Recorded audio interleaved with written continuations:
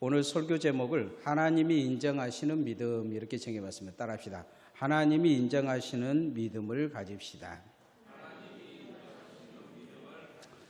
지금 저녁인데 태양은 안 보이지만 지구는 태양을 이렇게 돌고 있습니다. 그런데 만약에 지구가 태양을 벗어나 버리면 어떻게 될까요? 우리는 존재하지 않을 것입니다. 바로 죽게 될 거예요.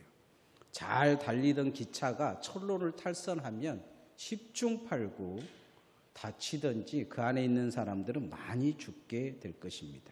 중심에서 벗어나면 재앙이 일어납니다. 어려서 목사의 꿈을 가지고 있었던 아이가 있었습니다. 몰래 강대상에 올라가 가지고 목사님 몰래 막 설교 흉내도 내고 그렇게 목사가 되는 꿈을 혼자 마음속에 가지고 있었어요. 그런데 그 부모님이 그냥 이곳에 저곳에 이사 다니면서 특히 이 아이가 돈벌이 하는 목사가 되기를 바랬어요. 그래서 그것을 거부하고 나중에 이제 커서 한 달 월급을 받는데 부활절 날 어려서 신앙이 있어서 가난한 사람들을 그 한 달 월급을 가지고 다 주변 사람들에게 나누어 줬습니다. 이 사람이 누군지 궁금하시죠? 600만 명의 유태인을 죽인 히틀러입니다. 소련을 공사하며 수많은 사람들을 죽인 스탈린은 종교의 신학교를 나온 신학생이었습니다. 전도사였죠, 우리로 보면. 북한의 김일성의 외할아버지는 목사였습니다. 그의 어머니는 권사였고 어려서 교회를 다녔어요. 그래서 교회를 누구보다 잘 압니다. 한때 믿는다고 다 믿음이 아닙니다. 믿음에서 벗어나면 그같이 무서운 사람들이 없어요. 교회를 파괴합니다. 사단처럼 말입니다. 오늘날 교회들이 무너진 주된 이유가 있어요. 그건 뭐냐면 교회의 핵심 축인 사람들이 교회를 무너뜨리고 있기 때문입니다. 지금 우리나라에서 도로에서 아스팔트에서 그렇게 막 태극기 들고 날리는 그 선동하는 목사도 한때 한국 교회에 아주 중요한 인물이었습니다. 성령 운동을 하는 사람이었어요.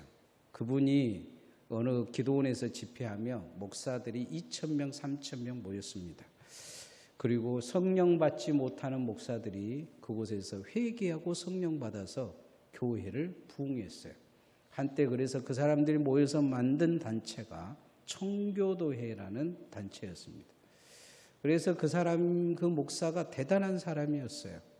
그런데 지금은 꼭 마귀 같아요. 교회를 무너뜨리는 순번 1번입니다. 신앙의 중심이 어디에 있느냐? 되게 중요합니다. 중심 삼기 위해 우리가 교회를 정말로 믿음이 중심이 잘 잡기 위해서 예수님이 내 마음의 중심에 있어야 합니다. 말씀 중심으로 살아야 합니다. 교회 중심으로 살아야 합니다. 무엇이 그 마음의 중심이 있느냐는 그 사람의 말함과 행동과 방향이 달라집니다. 그래서 신앙의 중심을 잘 삼아야 합니다. 다음 주, 다다음 주에 중심에 관한 이야기를 설교를 할 텐데 이 중심은 아주 중요합니다. 그래서 믿음도 마찬가지입니다. 그런데 하나님이 그 중심에 뭐가 있느냐 이걸 아주 중요시 여겨요. 오늘 성경의 사울왕을 보면서 하나님은 첫 번째 그를 중심에 가장 귀하게 여기신 건 믿음이라고 여기신 것이 하나 있어요. 그건 뭐냐면 겸손한 거였습니다. 하나님 앞에 겸손한 믿음이 하나님이 인정하는 믿음입니다. 따라합시다. 겸손한 믿음으로 하나님께 인정받읍시다. 사울왕은 왕이 되기 전에 정말 하나님이 그에게 본 성품이 있었어요. 사울은 키도 크고 잘생기고 남들이 울어버릴 정도 있는데 한 가지 하나님이 정말 좋게 보는 성품이 있었어요. 그것 때문에 왕 세운 거예요. 겸손함이었어요. 그런데 왕이 되고 나니까 이 겸손함이 잡아먹은 것이 있습니다. 사울 컴플렉스라고 이야기하는데 사울은 비교 의식이 되게 강했습니다. 사울왕은 첫 번째 전투에서 사무엘과 자기를 비교합니다. 백성들이 사무엘이 오지 않으니까 떠나니까 이 컴플렉스가 일어나기 시작한 거예요. 그래서 예배를 주관해 버립니다. 그걸 나중에 핑계를 대죠. 사울왕은 베냐민 지파인데 사사기 부분에서 가장 적은 숫자가 나옵니다. 600명밖에 남지 않아요. 작은 지파가 되는데 그 600명 지파에서도 제일 이렇게 못난 가문이었던 것 같아요. 우리 지파에서도 보잘것없다 이야기할 정도죠. 콤플렉스가 있는 것입니다. 그래서 사울은 왕이 되자마자 사람도 모으고 돈도 모으는 데 집착을 합니다. 블레셋 장군인 골리앗을 다윗이 죽이고 나서 사울은 천천히요 다윗이 만만이라는 소리를 듣고 견디지 못해서 다윗 죽이려고 사위를 삼았기도 하지만 죽이려고 창을 던지고 죽을 때까지 쫓아다닙니다. 사람이 콤플렉스에 빠지면 겸손해질 것 같은데 교만해집니다. 가인은 동생에게 컴플렉스가 있어서 동생 죽여버립니다. 하나님은 이 사울왕이 그걸 이겨낼 거라고 생각을 하셨어요. 말씀에 복종할 거라고 생각했습니다. 사무엘을 통해서 책망하시는데 결국 믿음을 잃어버렸다 말씀하십니다. 15장 17절 말씀 한번 읽어봅시다. 시작. 사무엘이 이르되 왕이 스스로 작게 여길 그때에 이스라엘 지파의 머리가 되지 아니하셨나이까. 여호와께서 왕에게 기름을 부어 이스라엘 왕으로 삼으시고 스스로 작게 여길 때에 왕으로 세웠다는 거예요. 그런데 이제 머리가 되었다고 생각하고 교만하게 행동합니다. 하나님의 말씀하는데 말씀대로 행동하지 않아요. 자신이 벌써 유명해지고 잘난 왕이 되고 싶은 마음밖에 없는 거예요. 말하는 거 행동하는 것이 거의 그쪽으로 치우치고 있어요. 교만과 믿음은 함께 가지 못합니다. 믿음은 겸손한 마음에 자리를 잡지만 교만은 절대 믿음을 밀어내지 그 믿음을 그곳에 자리 잡게 만들지 않아요. 잠언 15장 33절에 여호와를 경외하는 것은 지혜의 훈계라 겸손은 존귀의 앞잡이다 말씀합니다. 하나님은 겸손한 자를 세워가시지 절대로 교만한 자를 세워가시지는 않습니다. 뭔가 사단이 일하면 교만한 자를 세웁니다. 그리고는 뭐 때문에 생기냐? 망치기 위해서 세우는 거죠. 우리나라도 지금 대통령이 너무 교만한 것 같아요. 그러니 사단이 세워서 나라를 망치려고 한 거죠. 주님께서 나보다 남을 더 낮게 여기라고 계속 말씀하셔도 겸손은 쉽지가 않습니다. 왜냐하면 콤플렉스에 빠져나온 사람들은 콤플렉스에 빠져 있는 사람들은 교만할 수밖에 없어요. 내가 무엇이다 생각하는 것입니다. 내가 뭐가 됐다고 생각을 하는 거예요. 뭐가 되어야 된다고 생각을 합니다. 겸손한 믿음을 달라고 구하지는 않습니다. 남을 나보다 낮게 여기지도 않습니다. 믿음은 겸손할 때 하나님이 인정하십니다. 겸손하지 아니하면 예수님도 죽일 수 있습니다. 왜 바리새인과 서기관들과 율법사들이 예수님을 죽였겠습니까? 예수님이 자기들보다 나으니까 죽인 거예요. 그런데 그것은 겸손할 때는 인정할 수가 있어요. 교만하면 인정 못해요. 죽여야 돼요. 그 사람이 없어진 것이 그래서 수단과 방법을 가리지 아니하고 죽이려고 해서 결국은 십자가에 못 박습니다. 겸손해야 됩니다. 예수님은 바리새인들과 서기관들의 삶을 그냥 인정은 하셨어요. 그러나 그들의 믿음은 인정하지 않으셨어요.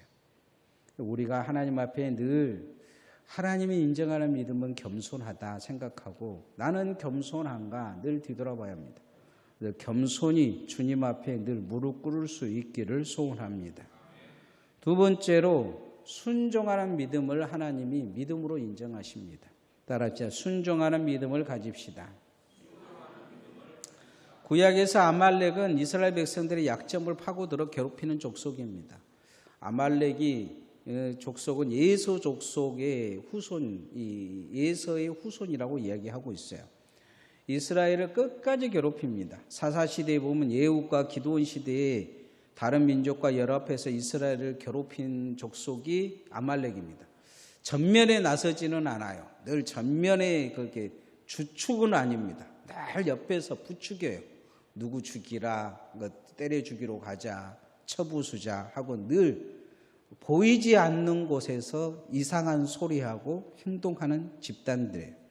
다윗 왕 때도 다윗이 이렇게 뒤로 물러서고 이제 다른 곳에 가니까 그곳에 비운 줄 알고 은밀하게 찾아와서 다윗과 그 사람들을, 그 여자들과 아이들, 그다음 함께하는 모든 그런 이 사람들을 잡아갑니다. 그래서 다윗이 나중에 그것을 간신히 구출해 와요.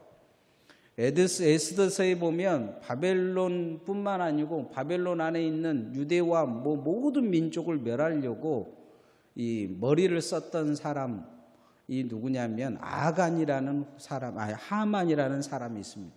이 하만은 아말렉 왕의 아각의 후손입니다. 왕족이에요. 오늘 성경에 쭉 읽다 보면 이 아각을 살리려고 이 사울 왕이 몰래 데리고 와요. 이유가 있어요. 뭐 때문이냐면 힘이 없잖아요. 이 아말렉 족속들이 싸움을 잘하니까 하나님이 그렇게 싫어하는데도 데려다가 용병으로 쓰려고 한 거예요. 왕을 데리고 오고 그 주변에 있는 사람들을 다 데리고 와서 자기 밑에 수하되어서 하고 하려고 한 거죠. 하나님 말씀은 전혀 생각이 없어요. 왜 아말렉을 죽이라고 했느냐? 사단의 손과 발이 되는 족속이기 때문이에요. 이스라엘 백성들이 출애굽할 때 이제 하나님께 이 물 때문에 징계받고 지쳐 있는 그 상황에 맨 처음 쳐들어온 사람들이 누구냐? 아말렉이에요. 그래서 하나님은 이 사단의 족속 아말렉을 반드시 멸하라고 이야기하고 있습니다. 그런데 멸하지 않고 남겨둡니다. 가축도 모두 멸하라고 했는데 좋은 것만 남겨둬요. 그리고는 왜 남겨뒀냐 그랬더니 하나님께 예배 드리려고 했다. 핑계댑니다. 사무엘은 그것이 믿음이 아니라고 이야기를 합니다. 사무엘상 15장 22절 말씀 한번 읽어봅시다. 시작.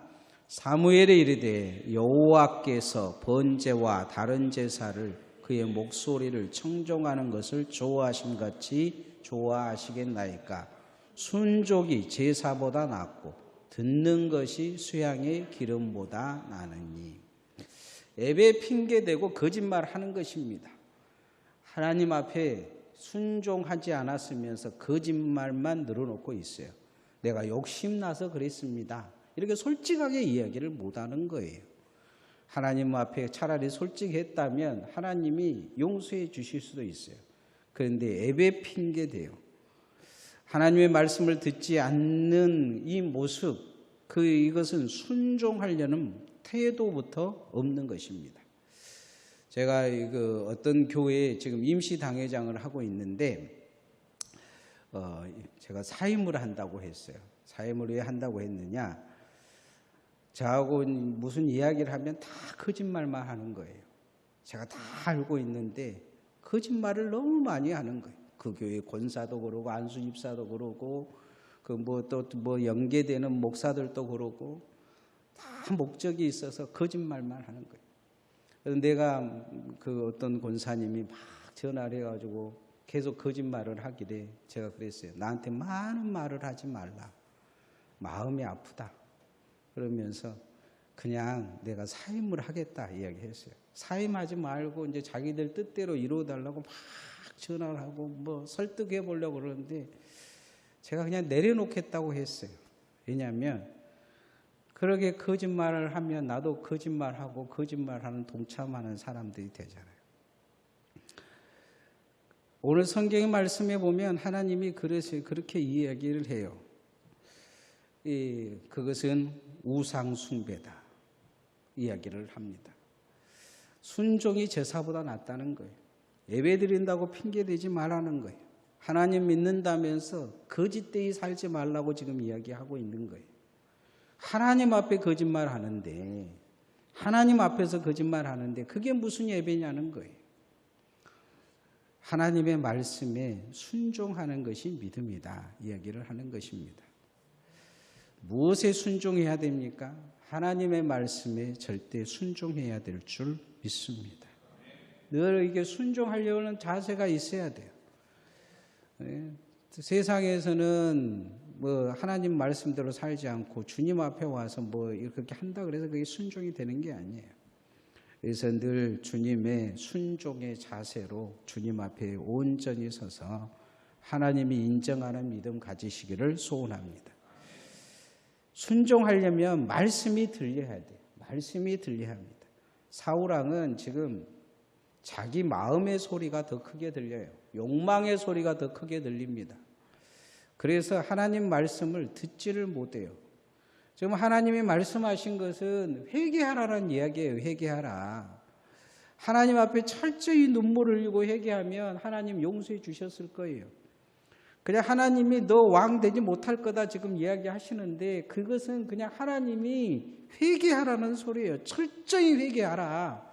그런데 회개하고는커녕 이제 마음에 하나님 앞에 반감을 갖기 시작을 해요. 어떻게 반감을 갖느냐? 하나님이 나를 버려요?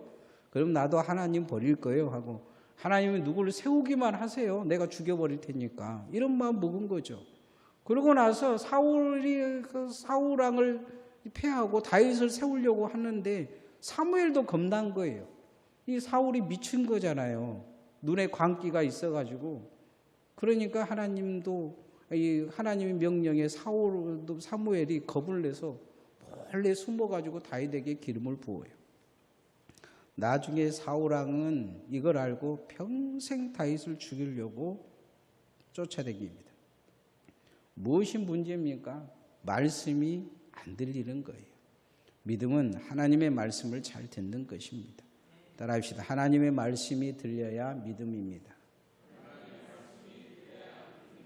하나님께서 아끼신 천사가 있었어요. 그건 너무 하나님 앞에 잘한 것 같아요. 다른 천사들보다 잘했어요. 그래서 하나님은 그를 찬양하는 일을 맡기셨어요. 늘 그래서 좋은 천사들만 아마 능력 있는 천사들만 골라서 붙인 것 같아요. 지금 마귀들이 천사들과 싸우는 거 보면 뭐 이기는 느낌 들지 않아요. 하나님이 능력도 많이 줬어요. 그래서 병 고친다든지 하나님을 가장할 수 있다고 성경은 이야기를 하고 있어요. 하나님처럼 이야기하고 있다고 하죠. 하나님 자리를 넘볼 정도로 힘을 가지고 하나님께 대항할 정도면 어마어마한 능력을 준 거예요. 그런데 그 자기들에게 있던 천사들을 동원해서 반란을 일으켜요. 반란을 일으킬 정도 되면 하나님을 이길 수 있다는 정도의 세력을 가진 존재죠. 결국 반란은 실패하고 땅으로 쫓겨납니다. 그는 누시퍼이죠. 사단은 하나님께 복수하기 위해서 마음을 먹어서 하나님이 가장 아끼는 인간을 망칩니다. 선악과를 먹으면 하나님 될 수 있다 꼬드겨서 하나님과 원수되게 해요. 오늘 성경에 보면 이제 하나님과 원수된 삶을 삽니다. 그가 누구냐? 바로 사울왕이죠. 하나님 말씀이 없으면 하나님과 원수되어 사단을 섬기며 살 수밖에 없습니다. 결국 나중에 사울왕은 점치는 귀신이 들린 자에게까지 찾아가서 결국 이 귀신 들린 삶을 벗어나지 못합니다. 15장 23절 말씀 한번 같이 읽어보세요. 시작.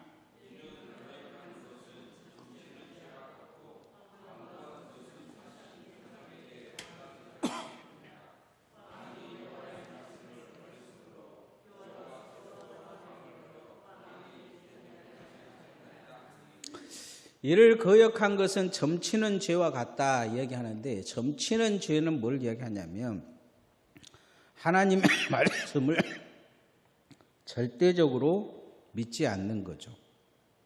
아담이 선악과를 하나님 먹으면 죽는다고 했는데 사단에게 화가 하는 말은 먹어봐야 안다는 거죠. 먹어봐야 안다. 안 믿은 것입니다. 점치는 것은 그런 거예요. 오른쪽으로 갈 거냐 왼쪽으로 갈 거냐 주사위 던져봐서 오른쪽으로 가든 왼쪽으로 가든 그런 거죠. 우상에게 절하는 죄와 같다. 완고한 것은 그렇게 이야기해서 완고한 것은 사울왕의 지금 문제는 회개가 안 되는 거예요. 회개할 마음이 없어요. 이미 말씀이 그에게 들어가지는 않아요. 하나님 앞에 와서 하나님 어쩌고 저쩌고 예배하고 어쩌고 저쩌고 이야기를 하는데 그런 거죠.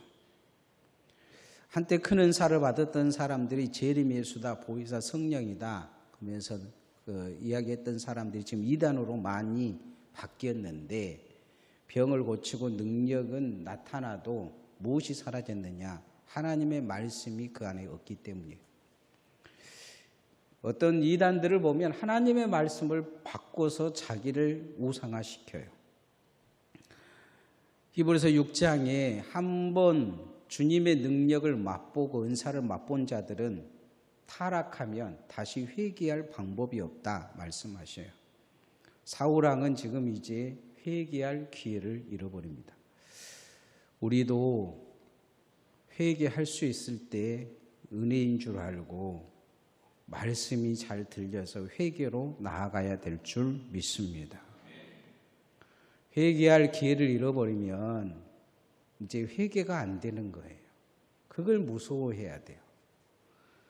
저는 어떤 분하고 대화를 하면서 그분이 하는 말이 다 거짓되다는 그 느낌이 있었을 때 그냥 말하지 마라 그랬어요. 더 이상 말하지 마라. 왜냐하면 계속 그러다 보면 더 악해지고 어느 순간 회개가 안 될 거 아니에요. 한 5분간 이야기했는데 다 거짓말을 하는 거예요. 내가 다 알고 있는데. 오늘 성경에는 하나님은 이 사울왕에게 반역이라는 낱말을 씁니다. 지금 대통령도 반역죄에 걸려 있잖아요. 반역죄는 사형 아니면 무기징역이라고 해요. 반란죄를 지금 짓고 있는 거죠. 하나님의 말씀이 잘 들리고 믿어져야 우리가 하나님의 반란을 일으키지 않습니다. 말씀을 벗어나는 것은 반란을 일으키는 것입니다. 사단이 와서 아담에게 너 하나님처럼 될 수 있다는 것은 반란하자는 거였어요. 네가 하나님 되고 사단이 무슨 이야기겠어요? 내가 하나님 밑에서 찬양하듯이 내가 너 찬양해 줄게. 너 영광 돌려줄게. 나랑 한 편 먹게. 지금 그렇게 이야기한 거잖아요. 너도 하나님처럼 될 수 있으면 내 찬양받고 사는 존재가 될 수 있다. 그렇게 이야기한 거죠. 반란을 일으킨 거죠. 반역한 것입니다. 신앙생활의 무서운 것은 작은 반역이 큰 반역을 일으킨다는 거예요. 늘 우리가 주님의 말씀을 잘 기억함을 통해 착하고 충성된 종으로 칭찬받는 성도들 되어지기를 소원합니다. 하나님이 인정하시는 믿음이 있어요. 그 믿음은 사울왕을 통해서 알 수 있습니다. 사울왕은 겸손했기 때문에 왕을 세워준 거예요. 하나님 우리를 일꾼을 세운 이유가 있을 거예요. 가장 문제는 하나님은 반란한 사람들을 보았기 때문에 겸손하지 아니하면 절대 세우지 않으려는 마음이 있어요. 그래서 성경은 계속 겸손을 강조해요. 그러나 사단은 우리가 교만하기를 원합니다. 교만해야 반란을 일으켜서 지편될 수 있기 때문이에요. 겸손한 믿음을 주님 앞에 구하시기를 소원합니다. 겸손하려면 순종이 아니면 복종이라도 해야 합니다. 순종하는 믿음이 있어야 돼요. 하나님의 교회에 주님의 말씀에 그리고 목회자들에게 특별히 목회자들이 틀린 것을 가르치지 않는 사람은 절대적으로 순종하는 것이 옳습니다. 하나님 앞에 여러분이 순종하기를 원합니다. 순종하려면 가장 중요한 게 있습니다. 말씀이 잘 들려야 합니다.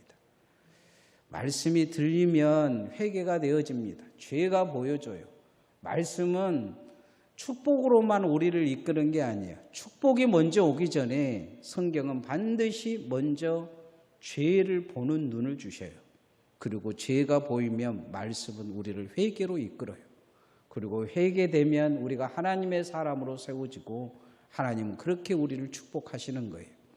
그래서 죄가 보이지 않고 회개가 되지 않으면 그렇게 살아서 뭔가가 이루어졌다고 축복이 보여진다면 그것은 사단의 열매일 가능성이 많아요.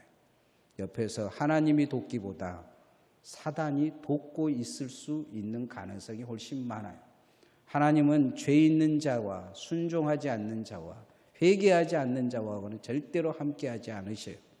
그래서 말씀이 여러분에게 잘 들려져서 주님이 인정하는 믿음으로 설 수 있기를 소원합니다. 이 시간 같이 잠깐 기도하십시다.